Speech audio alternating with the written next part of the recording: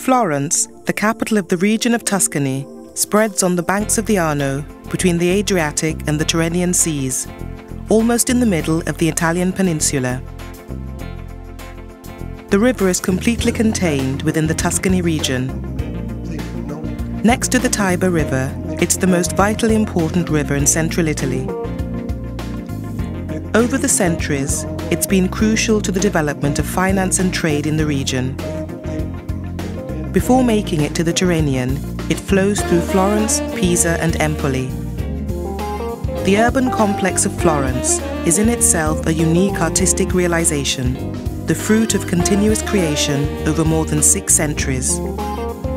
Leaving aside the museums, the greatest concentration of universally renowned works of art in the world is found right here.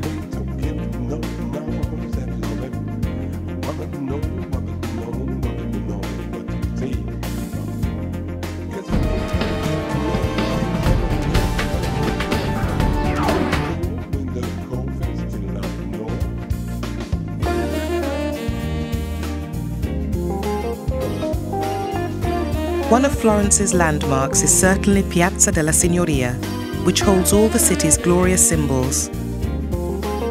The historic centre of Florence attests in an exceptional manner and by its unique coherence to its power as a merchant city of the Middle Ages and of the Renaissance.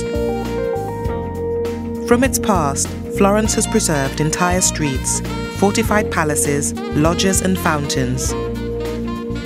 Since the 15th century, Florence has exerted a predominant influence on the development of architecture and the monumental arts, first in Italy and then throughout Europe.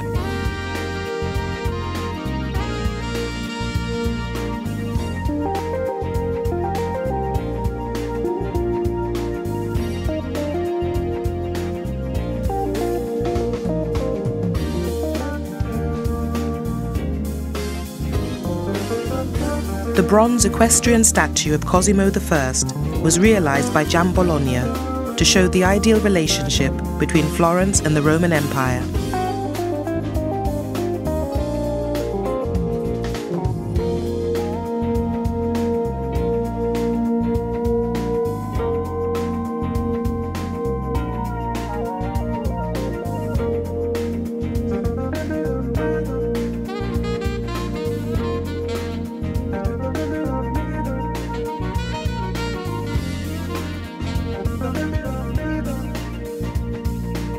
Palazzo Vecchio is a large Romanesque palace that now serves as the town hall of Florence. This structure is both palatial and a fortress at the same time. The Palazzo Vecchio has been the seat of government in Florence for centuries. Even today, though nearly the entire building has been transformed into a massive museum, the mayor of Florence and other city officials still work here.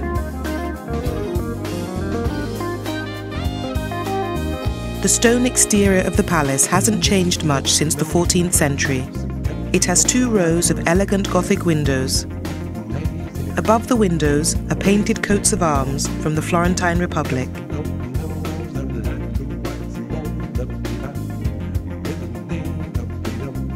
The history of this palace started in 1293.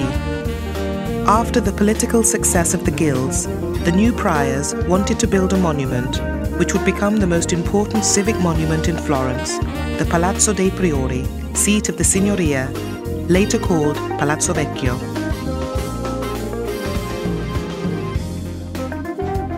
The building was completed 23 years later, when a large bell was hoisted into the impressive bell tower. The bell was tolled to announce public meetings or to warn of imminent danger. The tower, which is 94 meters high, at the time a very impressive height, is named Torre d'Arnolfo, after the Italian architect and sculptor Arnolfo di Cambio, to whom the construction of the palazzo is attributed.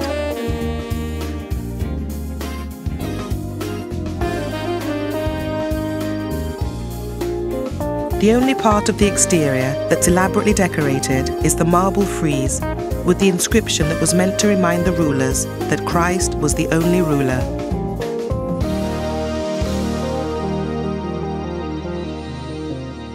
The first courtyard of Palazzo Vecchio was built in the first half of the 14th century and then modified by Michelozzo in the 15th century. He replaced the pillars with cylindrical and octagonal columns and built the loggiato.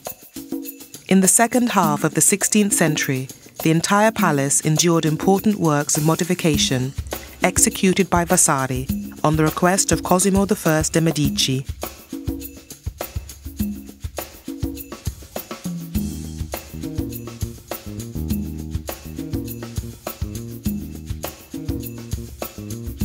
The Fountain of Neptune is the first public fountain in Florence. It rises in Piazza della Signoria, just in front of Palazzo Vecchio, in the heart of the public life of Florence. Some years before, Cosimo I de' Medici assigned the work to Bartolomeo Ammanati, who realized a large representation of the Florentines' dominion over the sea. Cosimo had just founded the seaport of Livorno. The fountain is ironically called Biancone because of the remarkable difference between the heavy central statue of Neptune and the slender figures of the satyrs and nymphs leaning on the waved border of the fountains. There were two broad classes of Tuscan water fountains known in the 16th century: the freestanding or isolated type, designed for the center of a piazza, court or garden, and the engaged or wall fountain, placed against a wall at the end of a square or courtyard. The Florentine fountain figures that survive from that period are mainly variations on the popular theme of the Potto. However, representations of fountains in contemporary Italian art indicate that a wide range of subjects, generally based upon classical prototypes, were common in the 16th century.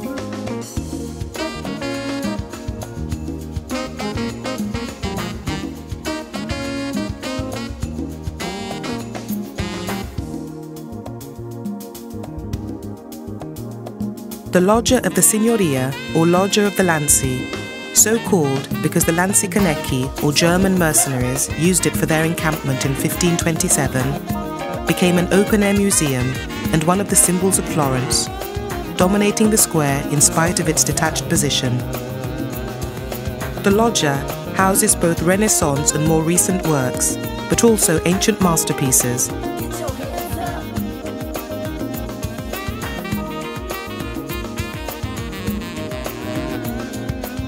The Loggia was built between 1376 and 1382 as a place where popular assemblies and the official public ceremonies of the Florentine Republic were to be held. The building, with its late Gothic forms, testifies to the taste for the classical, but already announces the Renaissance.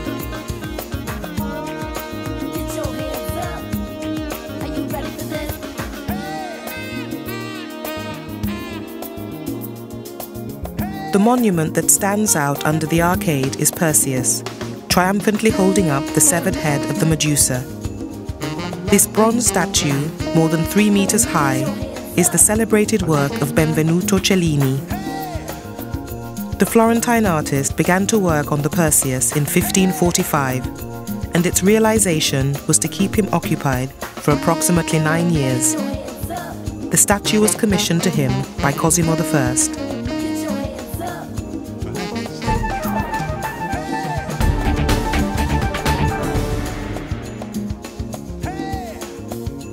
Vasari designed the city's most impressive museum, the Uffizi Gallery, or Galleria degli Uffizi.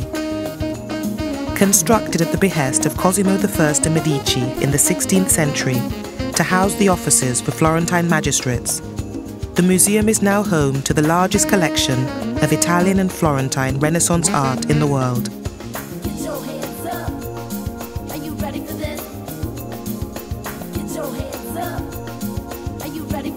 The design of the huge Uffizi building, which can be considered Vasari's finest masterpiece, is based on the contrast between the white plasterwork and grey local stone, taken from Brunelleschi's construction of the Hospital of the Innocents, and also strongly influenced by Michelangelo's design of the Laurentian Library, with its window frames in relief and strongly marked mouldings. The architecture of the building gains in slenderness and light thanks to the large number of decorative elements. From the ground floor loggia with its columns and pilasters, the mezzanine floor with its small square windows placed between corbels, the first floor with its formal large and balconied windows, to the parapet and columns of the upper loggia, and lastly, the great overhanging roof.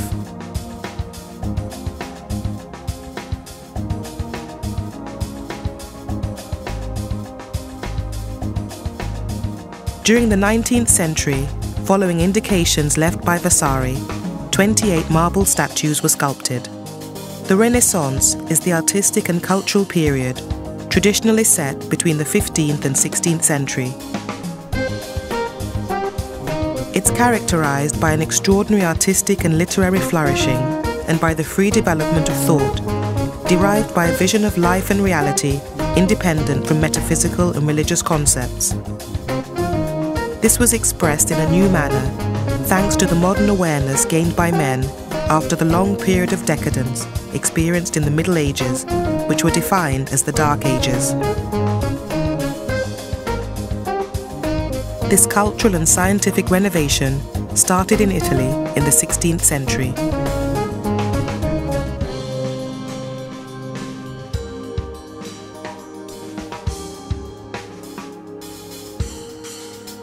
The Uffizi Gallery covers an area of about 8,000 square meters and contains one of the most important collections of art of all times, including classical sculpture and paintings on canvas and wood by 13th to 18th century Italian and foreign schools. The Uffizi was also the first museum ever to be open to the public. In fact, the Grand Duke granted permission to visit it on request from the year 1591. Its 4 centuries of history make the gallery the oldest museum in the world.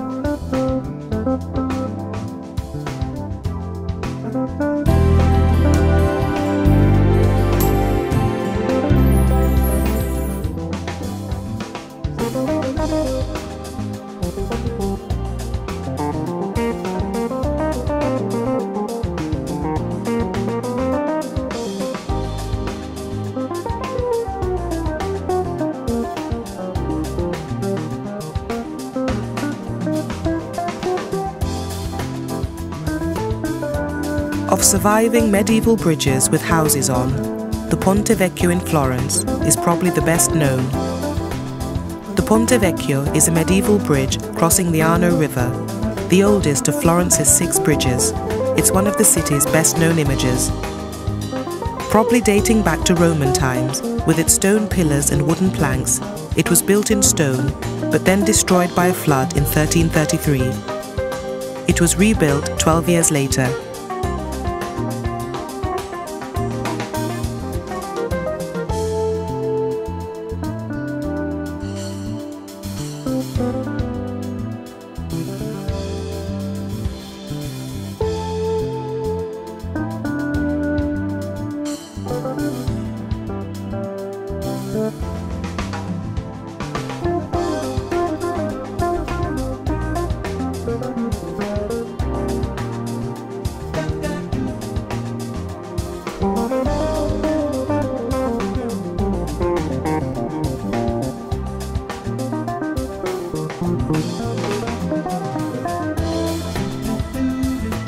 The greatest contribution of the Middle Ages to bridge building is the attractive notion of bridges with houses on them. In walled cities, where accommodation is strictly limited, any firm foundation for a building is valuable.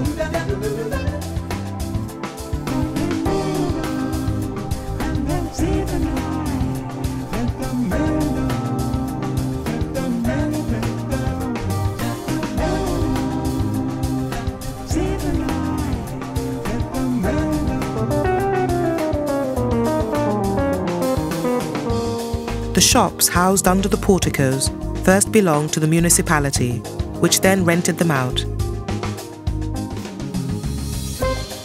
But later on, towards the 15th century, they were sold to private owners and began to change through subsequent additions, raised parts and external terraces, extending towards the river and altering the original architecture in an anarchical, suggestive way.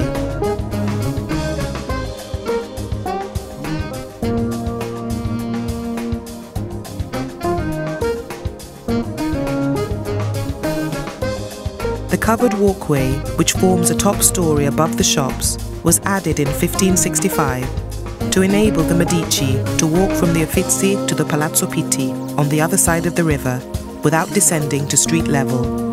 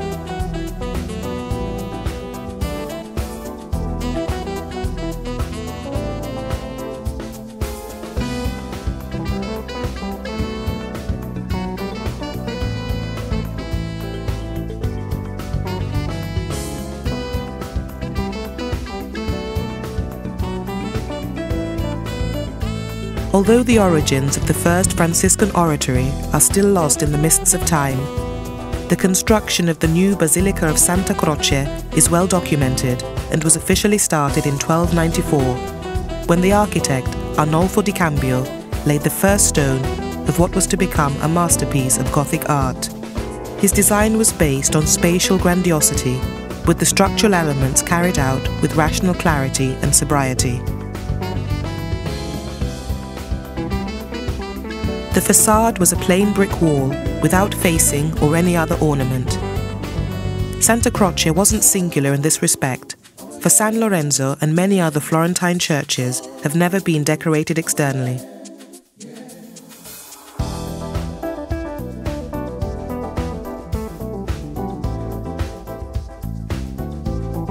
Donatello and Ghiberti, incomplete as the facade was, executed some statues and a stained glass window for it, but it's only within the last few years that the city of Florence completed the work, leaving untouched the grand piazza, which had become the scene of so many feasts and quarrels.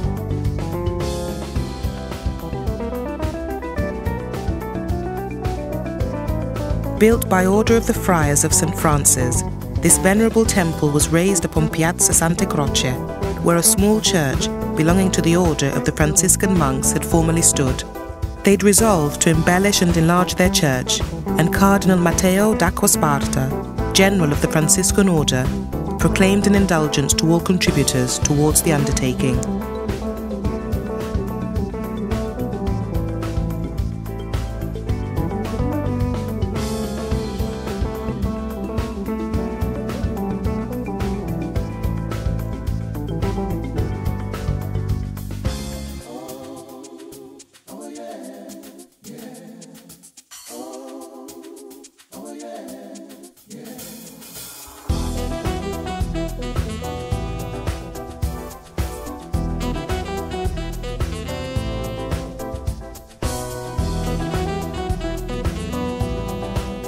The massive Basilica di Santa Croce contains a total of 16 chapels. The church is planned as an Egyptian cross with an open timber roof. Santa Croce is also known as the Temple of the Italian Glories, to honor the brilliant native sons who are buried here. These Italian luminaries have made contributions to the world in the fields of art, architecture, science, technology, astrology, music, philosophy and literature. The tombs first appeared in the mid-15th century and continued to be added until the late 19th century, when the poet Ugo Foscolo died in England and was reburied here.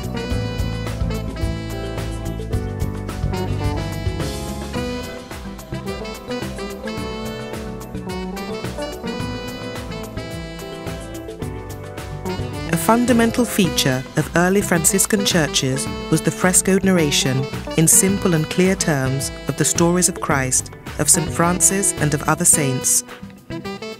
Several of the great Florentine families, including the Bardi, the Peruzzi, the Alberti, the Baroncelli and the Rinuccini, acquired the patronage of chapels in Santa Croce, thereby assuming the honour of decorating and furnishing them. Some of this 14th century decoration has survived to today. The walls of these chapels and the entire church were immediately covered in frescoes by Giotto and his school, who turned the basilica into a museum of Florentine 14th century painting.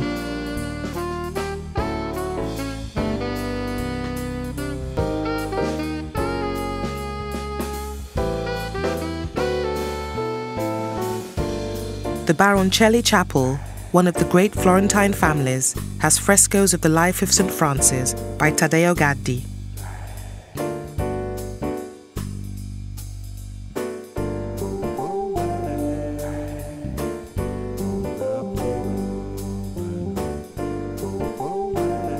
Brunelleschi also designed the cloister of the convent, or greater cloister, continued after his death by Bernardo Rossellino, with a fine entrance door by Benedetto da Maiano.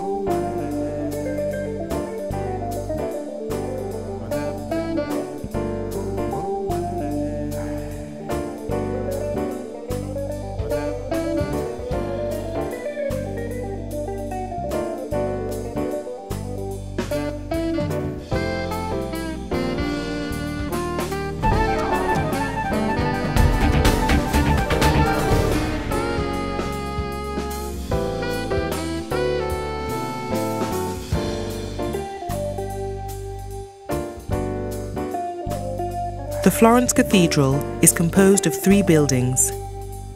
The Duomo, which is famous for its huge domed roof and is the 4th biggest cathedral in the world. The Baptistry of San Giovanni, an octagonal building famous for the Gates of Paradise, and Giotto's bell tower, which stands to the side of the Duomo. The need to build a new cathedral emerged, something that could rightly represent the power and stability of the Florentine Republic. Thus a civic value to be assigned to a religious monument. The new cathedral, built by the official municipal architect Arnolfo di Cambio, was started as a public works and financed by the town hall itself at the end of the 13th century. Outside, what strikes one most is the uniformity of the whole religious complex, due to the coherence of the architectural concept and the marble coverings. In fact, the cathedral facade wasn't built at the same time as the rest of the church, but much later, between 1871 and 1884, by Emilio de Fabris to complete centuries of projects. A whole series of structural and decorative interventions to both the exterior and the interior that were to enrich the history of the monument were carried out during this space of time. The highest expression of a new attitude, placing man and his abilities at the center of the world and finding in classic antiquity the premises for cultural rebirth after the dark Middle Ages. Renaissance society was based on completely different values to the medieval ones of chivalry and nobility. The 3 huge bronze doors date from 1899 to 1903. They're adorned with scenes from the life of the Madonna. Work on the external marble facing continued as well as on the decorations around the entrances.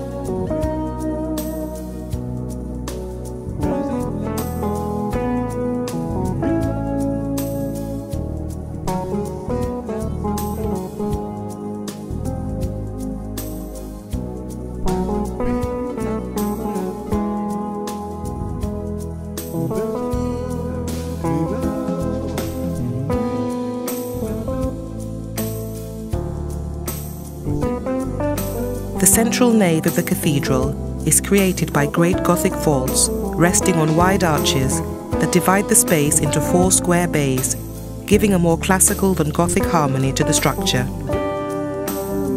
The famous clock on the inner facade, with its quadrant and medallions, was painted in fresco by Paolo Uccello.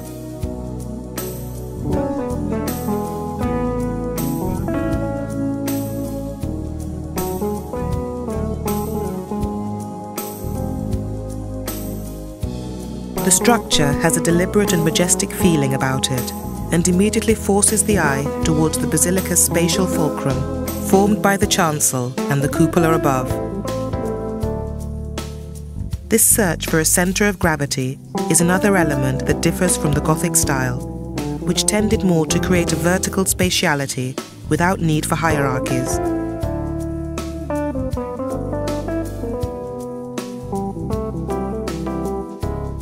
The transept is 90 metres long, while the cupola is 45 metres in diameter, the same size as the baptistry.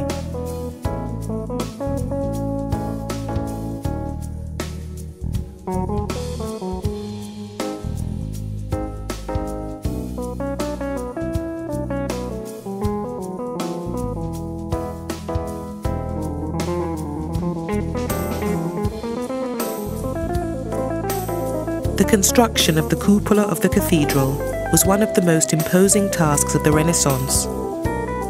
It kept the Florentines engaged in debates and competitions for years, but once it was completed, thanks to the genius of Filippo Brunelleschi, it became the symbol of the city itself and the new revolutionary Renaissance architecture. The final structure that he elaborated and completed consisted of a double cupola of brick, laid herringbone fashion, 91 metres high, completely self-supporting, and based on an unusual system of flying rather than fixed centerings. The frescoes for the cupola by Brunelleschi were to be a much more exacting and enormous undertaking. The chosen subject was the Last Judgment. The exterior of the cupola, with domical vaults and stone ribs at the corners, appeared much larger and blown up than the interior. Fundamentally, from the philosophical point of view, the Renaissance meant naturalism. In other words, the study of man and the universe without the use of metaphysics. Man is the center and measure of all things, a chosen creator who echoes the deep harmony between the microcosm and the macrocosm. Artists, each one in their own way, found the inspiration to compare man with his capacity for knowledge. The religious vision of life disintegrated from the divine to human and from the heroic to bourgeois. The transcendent and providential conception of human events ceased to exist, and instead man was seen to be orphaned of certainty and a free agent in the universe.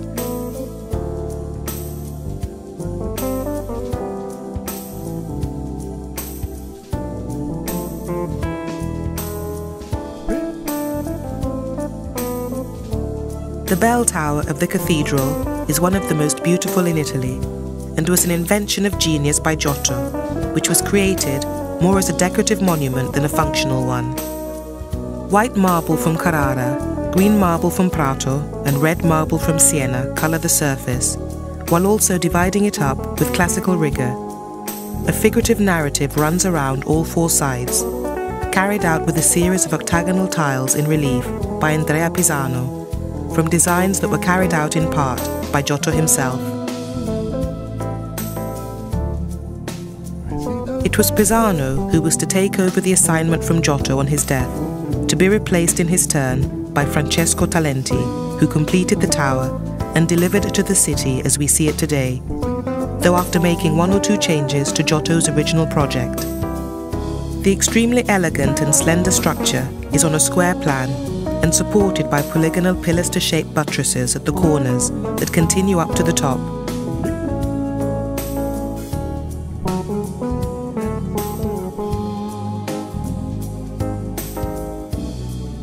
The foundations of the first baptistry of San Giovanni dated from the 4th to 5th century.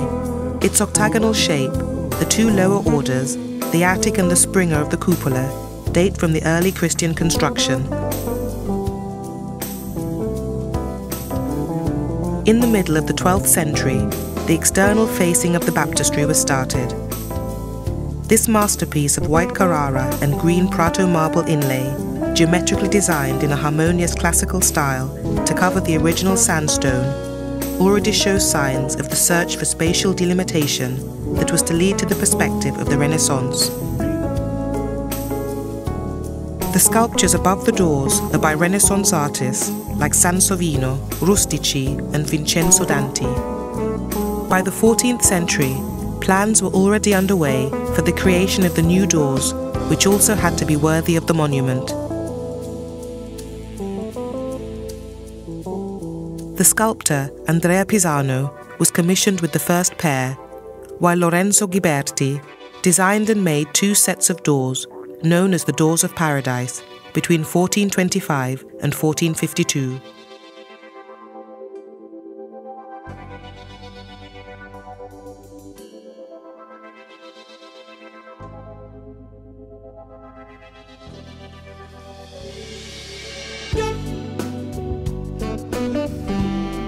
Inside the baptistry, no surface is left undecorated.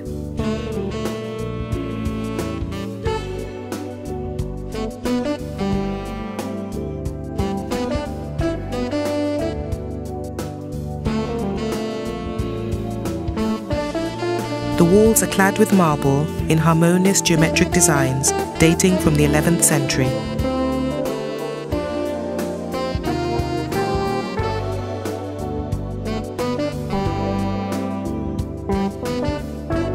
The 8 segments of the cupola had certainly been completed by the 11th century, as well as the semicircular apse, which was added on the west side to contain the altar in the apse of the baptistry.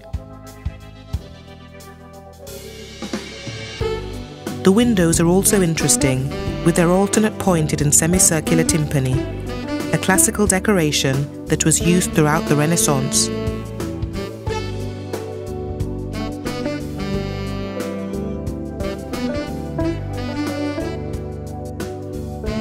The 8-part vault is coated with glimmering golden mosaics depicting biblical scenes in exquisite detail, dating from the 13th century.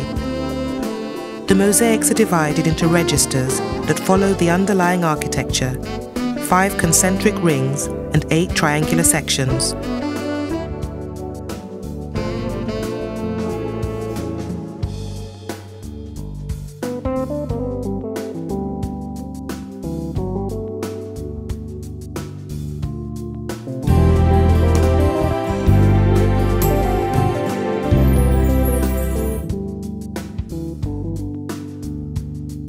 On Via dello Studio, half a block from Piazza del Duomo, stonecutters work to keep the Duomo in repair.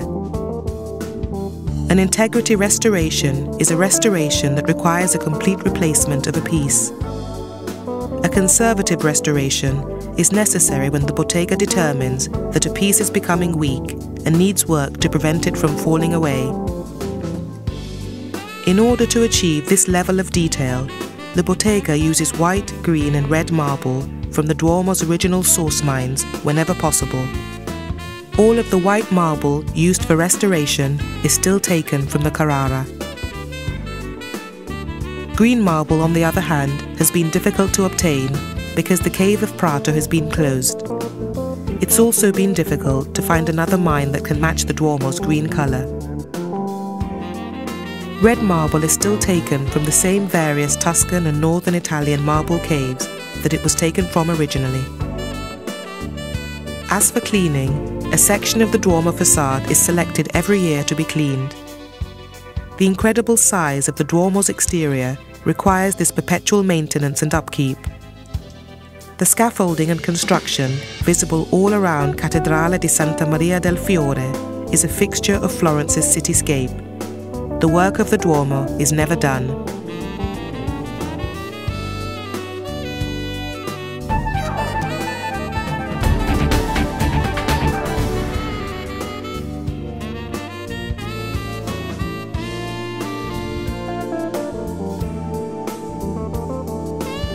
Piazza Santa Maria Novella is one of the largest squares in the historical centre of Florence.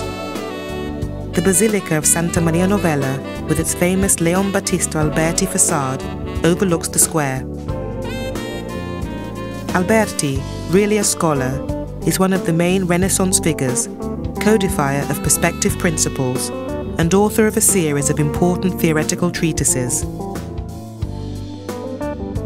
The Basilica facade is a Renaissance art masterpiece. Here Alberti, framing this first fascia of the mid-14th century in the duotone of the general drawing, used the Renaissance principles that he himself had codified, of architecture as application of irregular design, ordered by mathematical and geometrical rules. Here, architecture is considered a scenario of elements, organized in a ratio of balance and harmony, to be looked at as if it were a painting.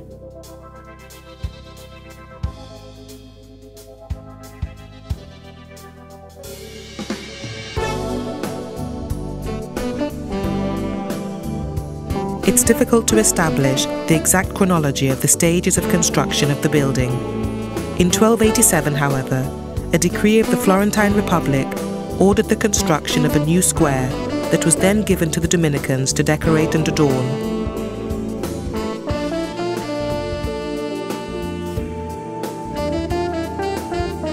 The building must have been well on its way, since the relevant documents already make reference to the facade.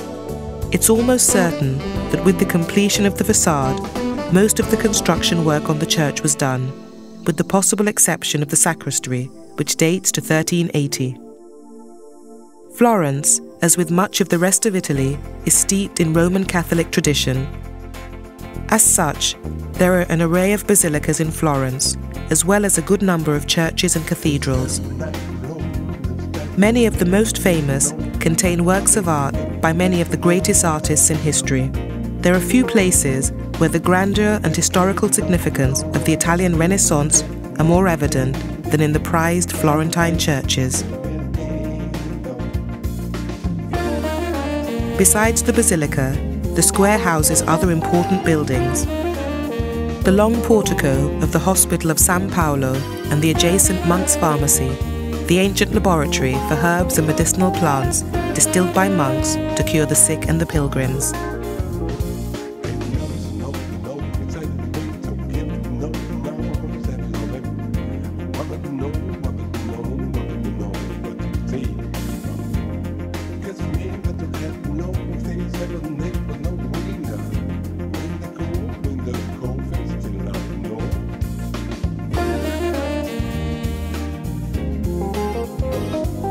The first cloister over the doorway is the so-called Chiostro Verde, the green cloister, with strong yet harmonious proportions. It takes its name from the frescoes originally painted in green clay by many artists of the early 15th century, including Paolo Uccello, one of the greatest Florentine Renaissance masters, who painted here some of his best works, like the Flood and the Sacrifice of Noah.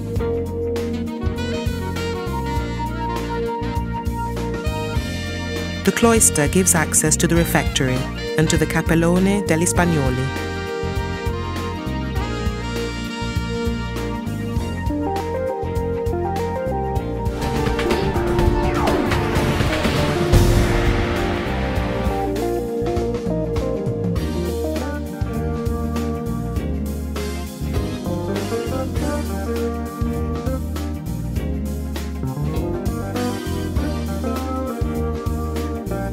Palazzo Pitti, opening onto the Boboli Gardens, was a more prestigious and appropriate alternative for the Medici than their residence in Palazzo Vecchio, still the symbol of Florence's Republican past.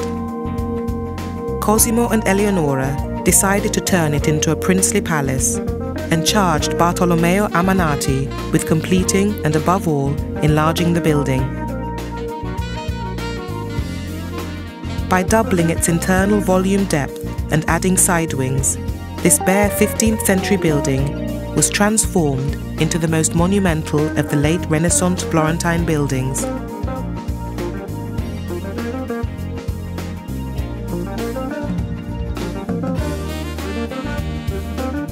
When the rich Florentine merchant Luca Pitti died, the palace on the other side of the Arno was still unfinished. It's never been proved that Brunelleschi was the author of this palace. What's known for sure is that the building was much smaller than the present one.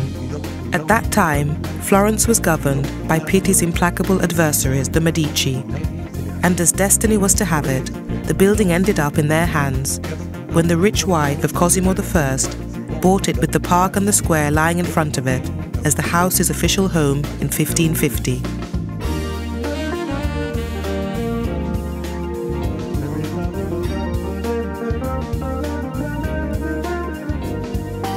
Over the years, the Pitti Palace was occupied by the ruling families of Florence, including the Medici, Savoys and Lorraines. It was even used by Napoleon Bonaparte as a central power base in Italy in the latter part of the 18th century. Palazzo Pitti also briefly served as royal palace for the newly united Kingdom of Italy. Nowadays, it's the priceless and seemingly countless treasures that are contained within the Pitti Palace Museum that draw millions of visitors each year to its doors. The group of museums contained in Pitti Palace were formed during 5 centuries of history. It's certainly the largest museum complex in the city. The building alone is 32,000 square meters in size, and perhaps can also be considered the most fascinating and complete of them all, partly for its size and partly for the wide variety of historical, artistic and naturalistic subjects.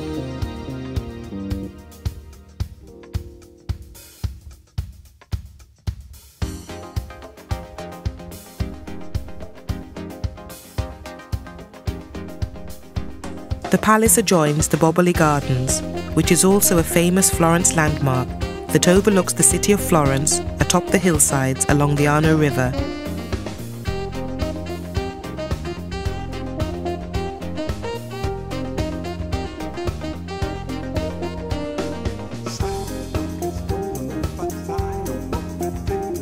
The gardens are actually the courtyard of the palace, which has water features, grottos, statuarian walkways that meander through the cypress trees.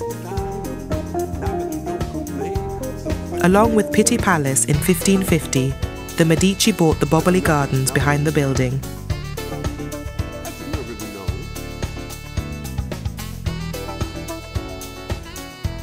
The name Boboli is thought to come from the prior owner. Nicola Pericoli, called the Tribolo, was called in to transform the area into one of the most spectacular Renaissance gardens. Pericoli worked on what he called his green architecture masterpiece until he died. With the intervention and mannerist inventions of famous artists like Buontalenti, Michelangelo and Giambologna, Boboli became a model for all European royal gardens, including those in the Palace of Versailles. Built on the site of an Etruscan settlement, Florence, the symbol of the Renaissance, rose to economic and cultural preeminence under the Medici in the 15th and 16th centuries. The entire Renaissance city of Florence is a UNESCO World Heritage Site and is one of the most popular cities to visit in Italy.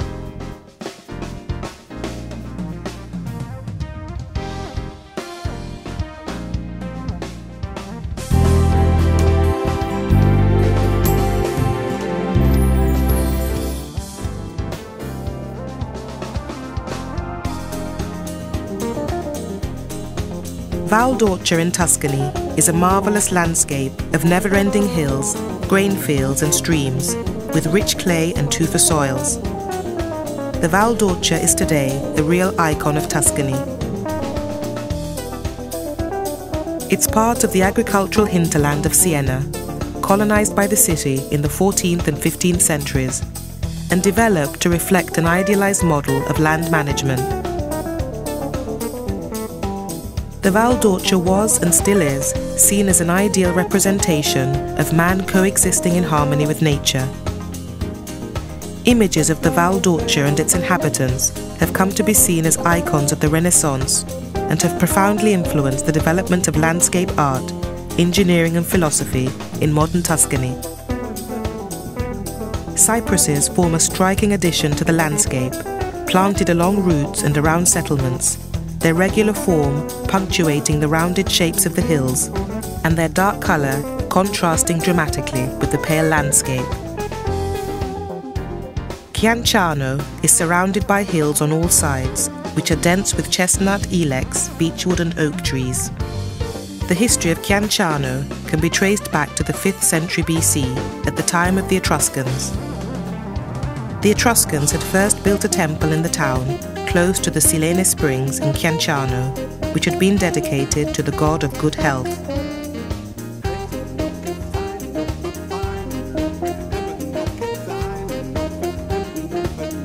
The landscape is a network of farms, villages and towns, reflecting the prosperity of the farmland, the mercantile wealth of Siena and the need for defence.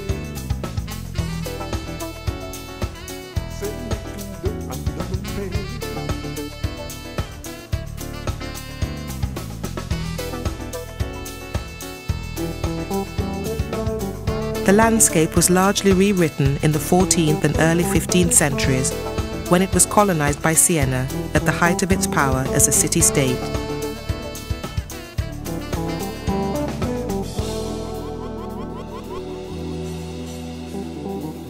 The working landscape of fields, farms, trees and forests is interspersed with low, almost conical hills, many with settlements clustering around their summits, decorated with statuesque cypress trees.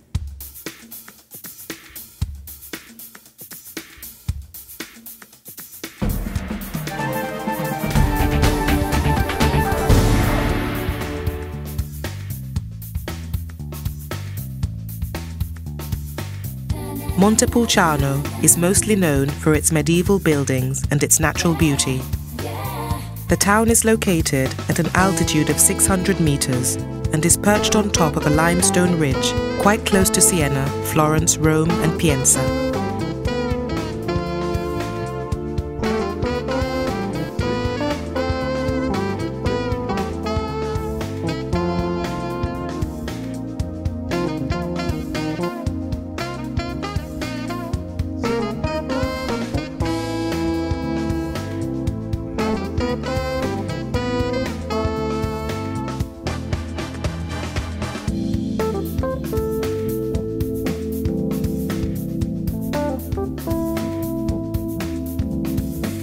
Along the Corso, the main street that winds up to scenic Piazza Grande at the town's summit and centre, tall green-shuttered medieval houses rise like cliffs on either side, and the piazza itself, surrounded by solemn Renaissance palazzos, crenellated palaces, can feel beautiful and unsettling at the same time. Standing imperious on its high tufa ridge, Montepulciano seems to have been positioned by a landscape painter and laid out by a designer of Renaissance opera sets.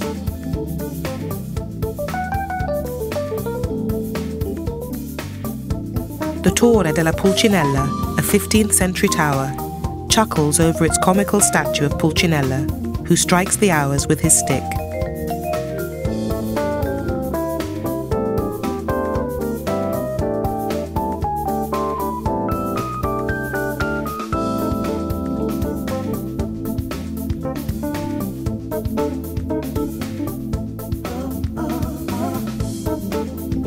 Surrounded by walls, the oldest part of Montepulciano is located along the main street, Via Matteotti, which widens to form the Piazza del Popolo, the medieval centre of the town.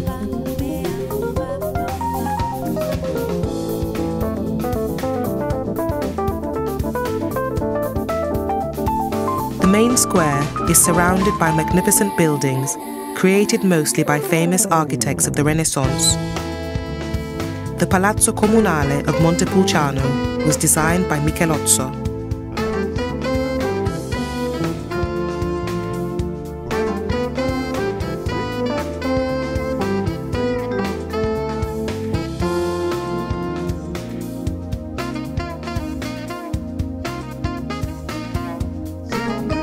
Every year, a historical parade takes place, a lively display of rich medieval costumes where local people fly their banners and sometimes hold archery and colourful flag-throwing contests, just as they did in the Middle Ages. Their colours are as bright as one may fancy, and the procession goes winding its way round the Campo Square.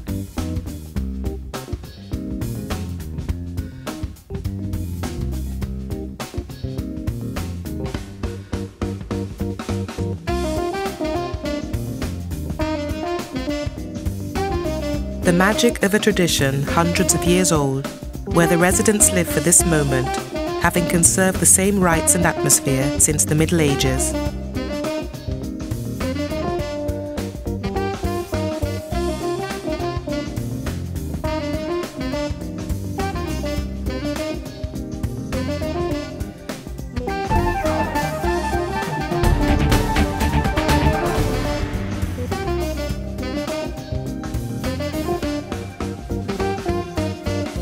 Montalcino, one of the small towns in the Val d'Orcia, is situated on a hill covered with olive groves and the famous Brunello vineyards, dominating the Asso, Ombrone and Arbia Valley. The strategic importance and development of the Val d'Orcia area is intertwined with the Via Francigena, which has traversed the area from north to south since Roman times. The Centro Storico is the historical centre of Montalcino and one of the most interesting places to visit in the town. Like most places in Italy, the historical centre is a maze of narrow streets and alleys that lead to rows of old houses stacked against one another, old villas and mansions and small shops. Montalcino seems to have been founded in the first decades of the 10th century by refugees from the town of Roselle, and has kept its urban structure almost since the time of its greatest expansion and brilliance in the Middle Ages. Its stormy history, along with its defensive requirements, have combined to give Montalcino its picturesque setting.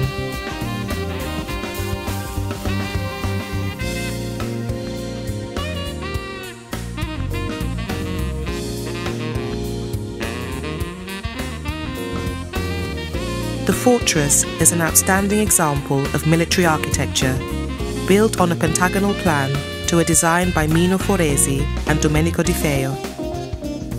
The fortress incorporates some of the pre-existing southern walls, the pre-existing structures including the keep of Santo Martini, the San Giovanni Tower, and an ancient basilica, which now serves as the fortress chapel.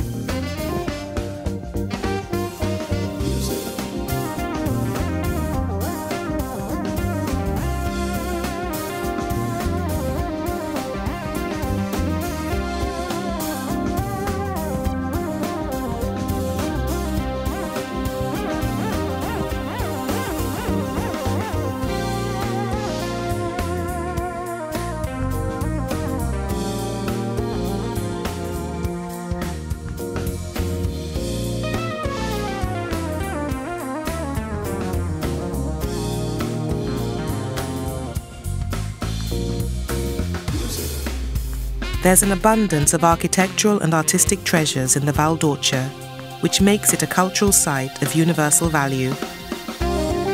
All of the municipalities of the valley stand out for their urban planning and architecture, which date back to the medieval period and the Renaissance.